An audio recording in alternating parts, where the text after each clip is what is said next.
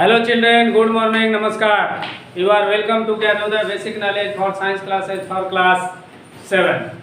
I am present for part 1 in the lesson of 2 रेसों से वस्त्र तक। तो आइए क्लास 7 के पार्ट 2 रेसों से वस्त्र तक में हमारा अगला बिंदु है कि अभिमार्जन क्या है। जैसे भेड़ों से बकरियों से जो बाल काटे जाते हैं, रेसे काटे जाते हैं, तो सबसे पहले काटते हैं, काट कर तुरंत तो ऊन बनेगा नहीं, तो उसका अभिमार्जन किया जाएगा। तो अभिमार्जन का मतलब क्या होता है, बड़े बड़े टबों में डालकर उसको धोकर साफ सुथरा कर दिया जिससे उसका गंध स्मेल खत्म हो जाए, उसी को कहते हैं अभिमार्जन।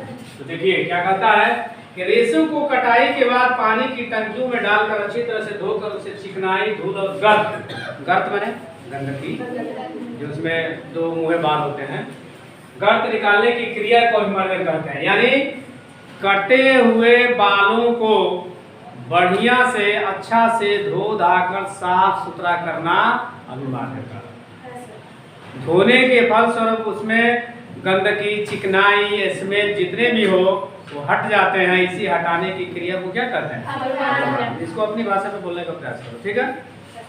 तो रेशों को कटाई के बाद पानी की टंकियों में डालकर अच्छी तरह से धोकर उसमें चिकनाई, धूल और गर्त निकालने की क्रिया को अभिमार्जन कहते हैं। अब है कि आजकल यह क्रिया मशीनों द्वारा, पहले तो मशीन नहीं था तो हाथ से करते थे, अब मशीन में डाल देते हैं। जिस तरह वॉशिंग मशीन में कपड़ा धुलता नहीं है, उस तरह ये अभी इसको वॉशिंग मशीन तरह का मशीन है, डाल देंगे पानी सारा फंड जो डालना होगा डालकर चला देंगे, 2 मिनट में साफ सुथरा कर देंगे, जिस तरह कपड़ा धुलता है। तो मशीन हाथ से भी होता था और आजकल मशीन से भी होता है।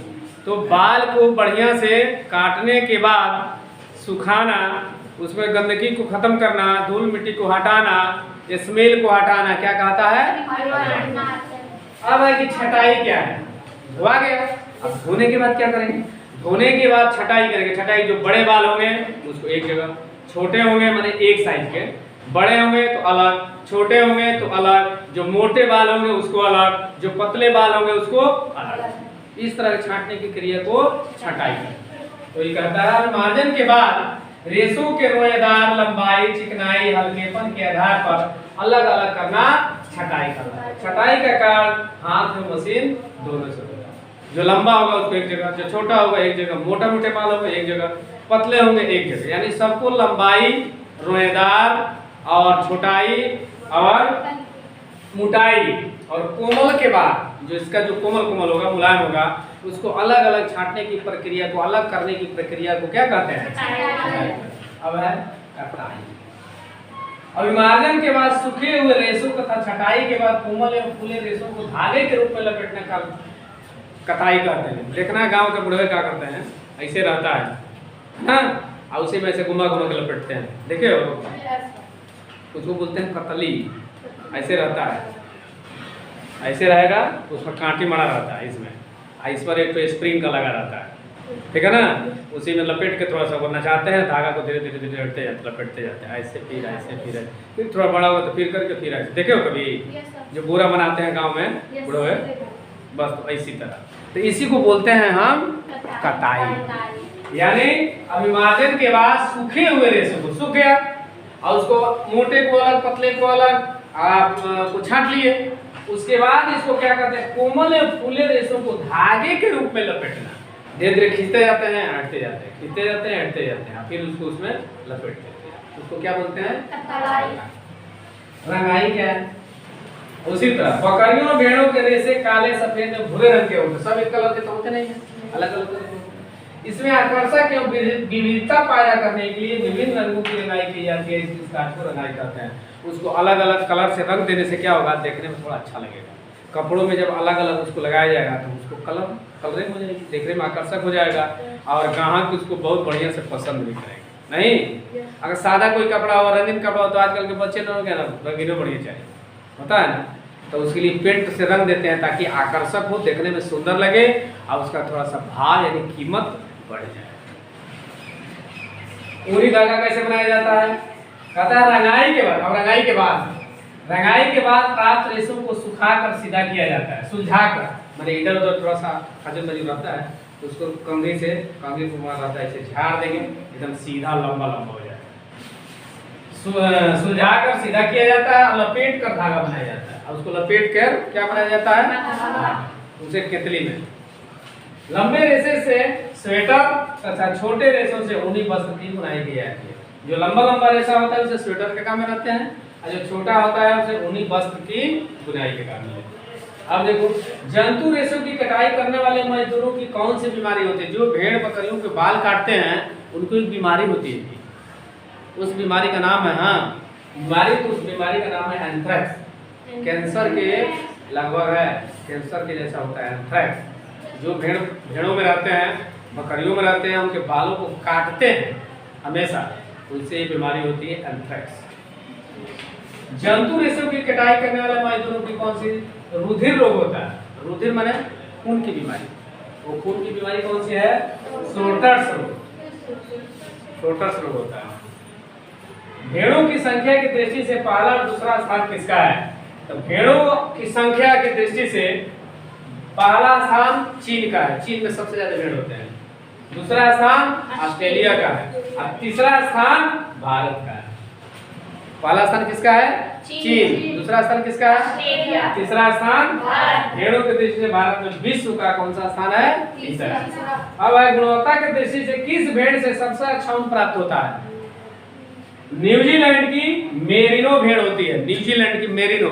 उसका बाल बहुत सुंदर, मुलायम, आकर्षक और लंबे लंबे होते हैं, तो उससे महंगा बिकता है और व्यापारी से ज्यादा मुनाफा कमाते हैं। तो इस प्रकार आप बाल काटने के बाद, भेड़ बकरियों के बाल काटने के बाद उसकी धुलाई करते हैं, जिसको क्या कहते हैं? अभिमार्जन।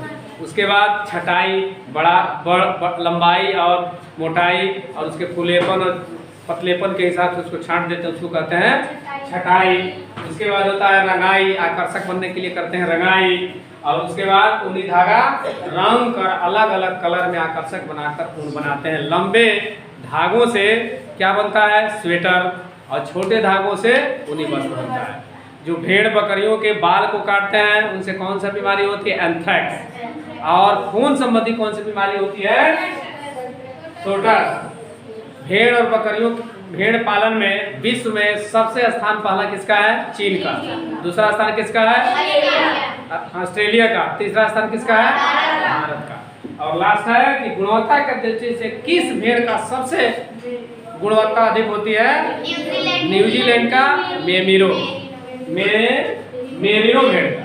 तो इस प्रकार क्या पढ़ाया गया आपको? रेशों से वस्त्र तक के लेसन में बाल काटने से लेकर ऊन बनाने तक की कितनी क्रियाएं करनी पड़ती है, क्या सावधानी होती है, इन सारी क्रियाओं को आप इजी रूप में समझ गए।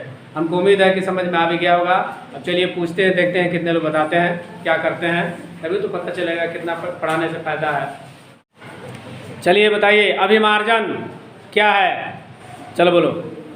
रेशों के बाद रेशों को काटने के बाद जो क्रिया की उसकी धुलाई की जाती है, उसी को अभिमार्जन कहते हैं। चलो, कटाई, दूसरा कोई बोलेगा। छटाई, छटाई किसे कहेंगे? बोलो।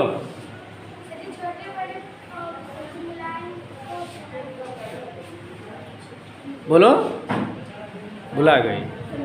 हाँ, छोटे बड़े रेशों को अलग अलग करना हाँ, छटाई कहलाता है। ऊन कैसे तैयार किया जाता है? ऊन कैसे तैयार किया जाता है?